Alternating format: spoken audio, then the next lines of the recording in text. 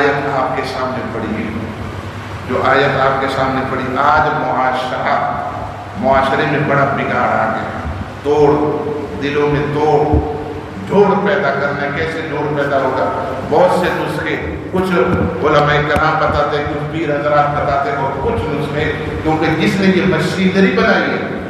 جس خدا نے یہ مشینری بنائی ہے، اس خدا کو پتہ ہے کہ اس انسان کے لیے اس مشینری میں کون سی چیز بہتر ہے اور کون سی چیز بہتر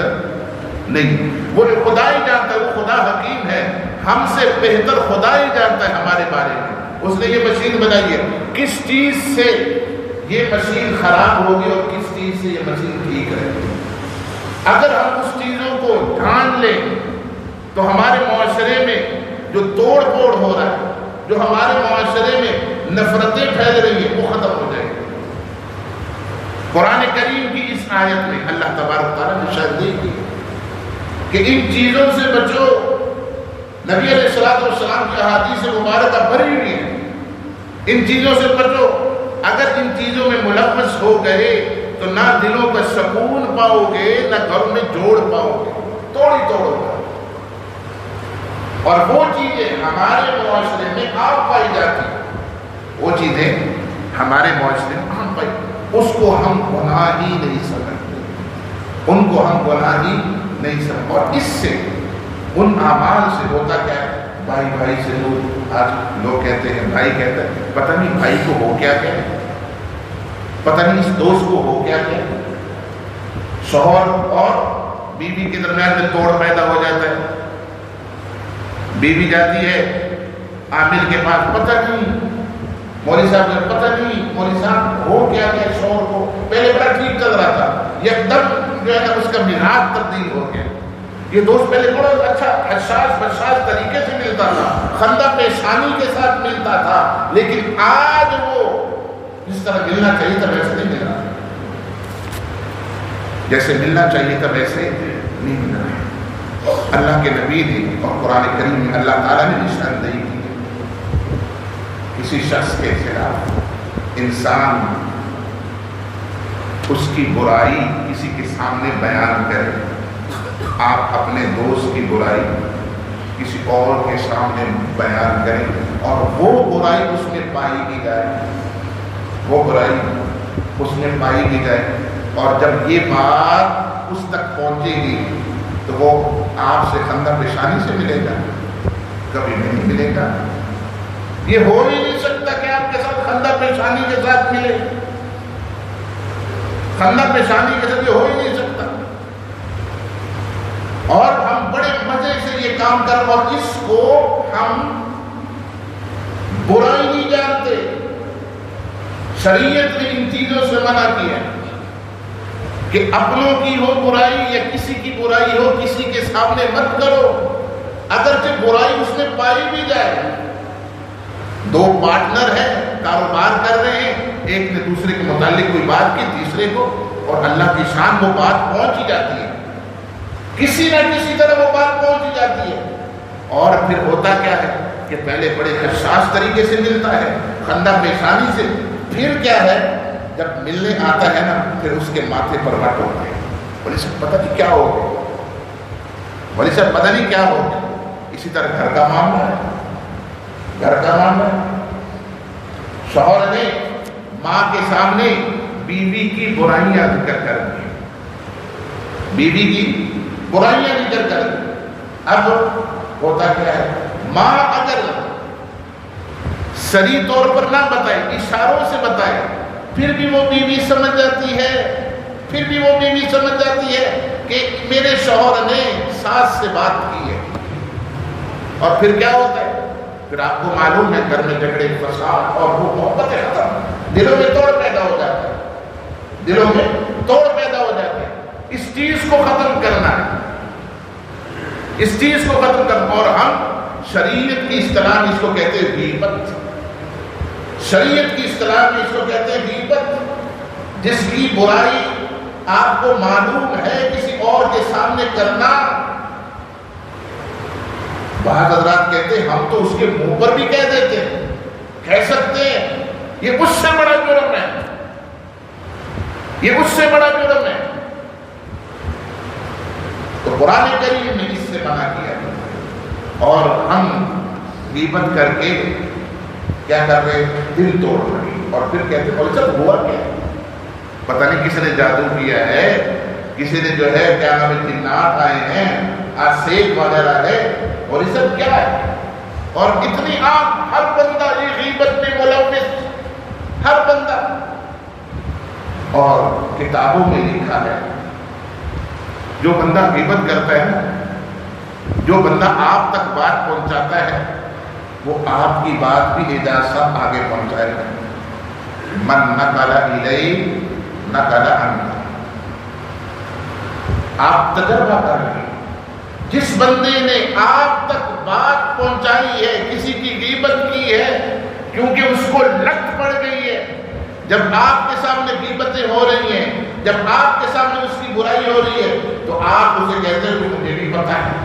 دو چار آپ بھی سنا دیتے، پھر وہ آپ کی بات، کیونکہ اس کو بیماری لگی ہوتی ہے، وہ آپ کی بات کسی اور تک پہنچائے گا، اور اس سے کیا ہوگا، دلوں کا تو شریعت نے اس چیز سے منع کیا، شریعت نے اس چیز سے منع کیا۔ دوسری چیز شریعت نے جس چیز سے منع کیا، اسی آیت کے اندر یا ایھا الذین آمنوا اجتنبوا کثیرا من الظن، کہ بدگمانیوں سے بچو۔ بدگمانیاں خیالات آتے ہیں، برے خیالات آتے ہیں، ایک دوسرے کے متعلق آتے ہیں، آنے دیں، اس پر پکڑ نہیں ہے، خیالات آ رہے ہیں، بدگمانیاں پیدا ہو رہی ہیں، اس پر پکڑ نہیں ہے، کیونکہ یہ آپ کے قابو میں نہیں ہے، خیالات برے آ رہے ہیں، کسی کے متعلق خیالات آ رہے ہیں، آپ کے قابو میں نہیں ہے، جو چیز آپ کے قابو میں نہیں، خدا اس کے بارے میں آپ سے پوچھے گا نہیں، لا یکلف اللہ نفسا الا وسعها، لیکن پکڑ کب ہے، جب آپ اس کو زبان پر لے کر آتے ہیں، جب آپ اس کو ہاتھ سے لکھتے ہیں، تب پکڑ ہوگی۔ برے خیالات آ رہے ہیں، بدگمانیاں پیدا ہو رہی ہیں، پیدا ہو رہا ہے، لیکن پکڑ دو، بدگمانیاں پیدا ہو رہی ہیں، ہونے پکڑ دیں، لیکن پکڑ تب ہے جب آپ زبان پر لے کر، کیونکہ زبان پر آپ کیا ہے، آپ کو اختیار حاصل ہے، آپ کو اختیار آپ کے قدرت میں ہے، زبان، آپ زبان کو روک سکتے ہیں، آپ ہاتھ کو روک سکتے ہیں، آپ نے ہاتھ نہیں روکا، آپ نے زبان نہیں روکی، پھر کیا ہوگا، گناہ تو گناہ، اس سے دل بھی ٹوٹتے ہیں، اس سے گھر بھی اجڑ جاتے ہیں، اور بعض ایسی باتیں پیدا ہو جاتی ہیں۔ قرآن کریم میں اسی سورت کے شروع میں اسی سورت میں اللہ تبارک و تعالیٰ فرماتے ہیں یا الذین آمنوا ان جاءکم فاسق، آپ کے سامنے کسی نے بات کر لی کسی کی، اور بدگمانی کا علاج کیا ہے، تحقیق کرو، بدگمانی کا علاج کیا ہے، خوب تحقیق کرو، خوب تحقیق کرو، کہیں غلط فیصلہ آپ سے نہ ہو جائے، بعد میں آپ شرمندہ نہ ہو، بعد میں آپ شرمندہ نہ ہو، بہت غلط فیصلے ہو جاتے ہیں بدگمانیوں کی وجہ سے، غلط باتیں آپ تک پہنچ جاتی ہیں، گھر اجڑ جاتے ہیں۔ حضور کے زمانے میں بخاری کی روایت ہے، نبی علیہ الصلوۃ والسلام کے متعلق مشہور ہو گیا، علماء کرام بیٹھے ہوئے، مشہور ہو گیا، کیا مشہور ہو گیا کہ نبی علیہ الصلوۃ والسلام نے اپنی ازواج مطہرات کو طلاق دی ہے، اپنی ازواج مطہرات کو کیا دی، طلاق دی۔ مدینے میں کوہرام مچ گئی، تحقیق نہیں کی، اب ایک سے دوسرا تیسرا چوتھا پورا علاقہ، اور حضور سنتے ہیں نبی علیہ الصلوۃ والسلام اپنی ازواج مطہرات کو کیا دیتا ہے، طلاق دی۔ حضرت عمر تک بات پہنچی،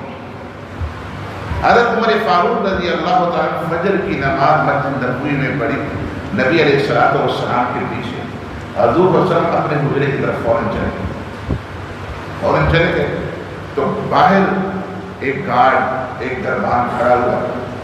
حضرت عمر نے پیغام کہا، جاؤ نبی علیہ الصلوۃ والسلام سے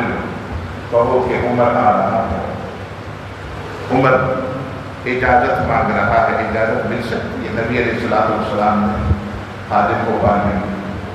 ایک دفعہ، دو دفعہ، تیسری دفعہ اجازت مانگی،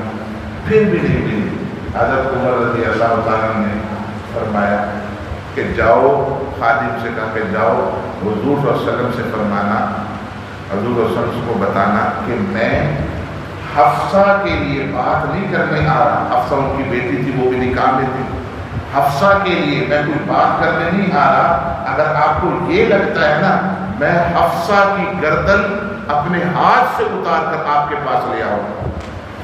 آپ مجھے اجازت دیں۔ جب اندر تشریف لے گئے تو نبی علیہ السلام سے پوچھا، یا رسول اللہ کہ باہر افواہ پھیلی ہوئی ہے، لوگ رو رہے ہیں، صحابہ کرام رو رہے ہیں کہ آپ نے اپنی ازواج مطہرات کو کیا دی ہے طلاق، کیا یہ بات سچ ہے؟ نبی علیہ السلام نے فرمایا نہیں، نبی علیہ السلام نے فرمایا نہیں، بات کی تحقیق کرو، قرآن نے کہا بات کی تحقیق کرو، کیونکہ بات کی ہم تحقیق نہیں کرتے، بعد میں پھر شرمندگی اٹھانی پڑتی ہے، جس سے گھر بھی ٹوٹ رہے ہیں، محلے بھی ٹوٹ رہے ہیں، معاشرے میں فساد ہو رہا ہے۔ تو ایک چیز جو ہے دلوں کو توڑنے والی وہ ہے غیبت، اور غیبت کے ساتھ ایک ہوتی چغلی، غیبت کے ساتھ ہوتی ہے چغلی، کسی کی اچھی یا بری بات دوسرے تک اس نیت سے پہنچانا کہ ان کے درمیان میں کیا ہو جائے، لڑائی، اچھی یا بری بات۔ آپ کو عجیب لگے گا کہ بری بات تو سمجھ میں آتی ہے، لیکن اچھی بات کسی کی پہنچانا اس نیت سے کہ آپس میں فساد ہو جائے، ایسے بھی ہوتا ہے، ایسے بھی موت ہے۔ مثال سے چیز سمجھ لیتے ہیں، نوجوان کی شادی ہوئی، گرمی کا موسم ہے، نوجوان اپنی بیگم کے لیے ایک سوٹ لے کر آئے، اچھی بات ہے، بیگم کو گفٹ دینا اچھی بات ہے، مولوی صاحب ہنس رہے ہیں، آپ نے نہیں دیے تو الگ بات ہے،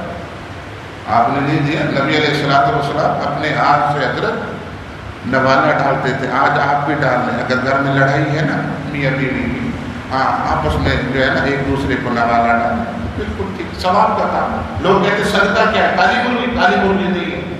بیوی کے منہ میں لقمہ ڈالنا یہ صدقہ ہے، اصل صدقہ ہے۔ صدقہ کیا ہے؟ نبی علیہ السلام اپنی زوجہ محترمہ کے ساتھ حضرت اعجاز صاحب دوڑ لگاتے تھے، 2 دفعہ، کبھی آپ نے لگا نہیں، ہمیں تو شرم آتا ہے، کہیں اور دوڑ لگا لیں گے لیکن یہاں نہیں لگا۔ نبی علیہ السلام اپنی زوجہ محترمہ پانی پی رہی، فرمایا عائشہ تھوڑا سا پانی چھوڑ، پھر وہ جام وہ گلاس آپ نے لیا، فرمایا عائشہ آپ نے کہاں سے پانی پیا، آپ کے لب کہاں لگے، یہاں وہاں سے پی۔ تو یہ ہمیں بتا رہے ہیں کہ یہ خاتون جو ہے نا یہ کیا ہے،